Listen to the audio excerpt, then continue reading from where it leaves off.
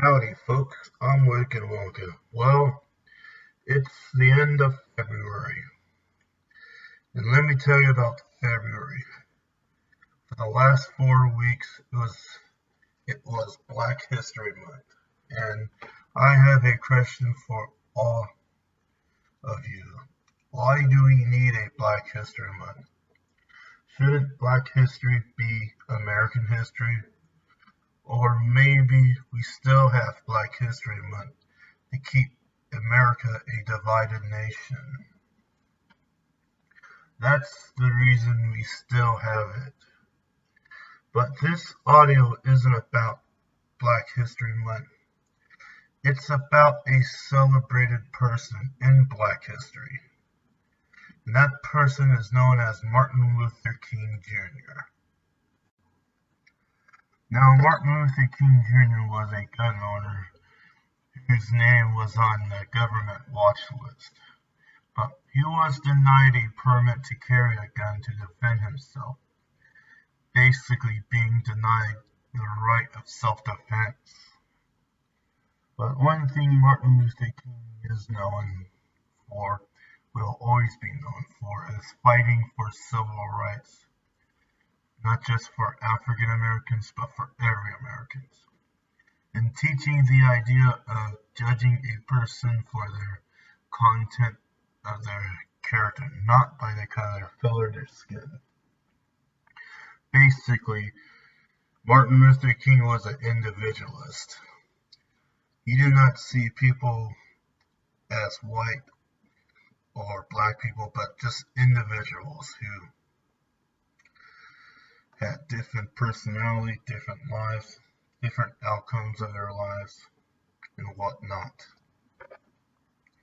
Now, the U.S. government did not like what Martin Luther King was doing, so they had someone like James Earl Ray to assassinate him, which was like at the, I can't remember what the motel was named. He was assassinated at the Lorraine Motel in Memphis, Tennessee. I guess he was a, now technically the counterintelligence apparatus, which was run by the FBI and the CIA, made him his target because they did not want him to unite the people. Basically having the people abandon racial nationalism, ethnic nationalism for civic nationalism in this country. And that's what we need to do now. We need to stop this racial bullshit and go for more civic nationalism in this country. But even despite of his fruits of his labor to bring unity in this country, the Louis Farrakhan's, the Louis Farrakhan's, the Jesse Jacksons and the Al Sharptons into flourishing in this world, bringing more of this collectivist idea that all white people are evil, black people, I guess, they're pure, which is fucking stupid in my mind. Martin Luther King should have been the one that to successfully unite the country, but I guess if you want control of the American populace, one thing is to create racial and ethnic division within this country, and the second thing is to take away people's right to own guns. Then they can do nothing about the government but be under their control for the rest of their lives, which is fucking bullshit, people. And all these organizations. Now, if Martin Luther King was alive, I think he will excoriate Black Lives Matter.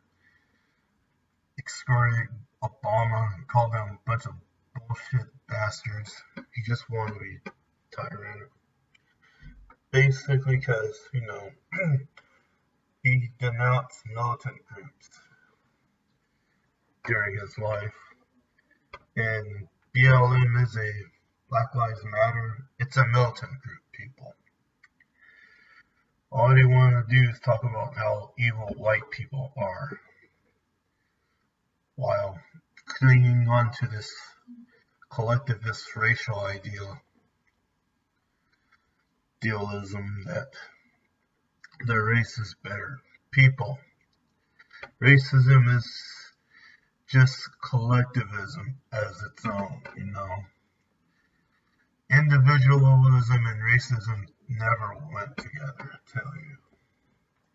Because if someone chooses individualism, they're choosing the idea that to judge someone as a good person, not because of the color of their skin, but because of their personality, their content of their character, people. But however, organizations like BLM and people like Sean King are the ones who are forcing this collectivist belief that white people are evil. It doesn't matter what their personality is, that black people are good regardless of their personality or their character traits, which is fucking bullshit. And one thing is that I think Martin Luther King would have supported Donald Trump. And because of this shit, these SJWs, the Black Lives Matter people, will call him a outdated crone for that. If you really think about it, how fucking far left and how far out in left field they are, they'll probably attack Malcolm X as well if he was still alive. After all, I think one of his nieces supported Donald Trump. And just to be fair, I think I've been droning on too long, so I'm just going to end this video. So, hopefully, people in the future will abandon this SJW mentality and this collectivist thinking for more individualism, for a more like classical liberal style of liberalism or libertarianism. But I don't know when, but I guess the younger generation, Gen Z, are showing signs of being conservative against this SJW mentality, so that's good. So I'm Wicked Wonka, and I'm signing out.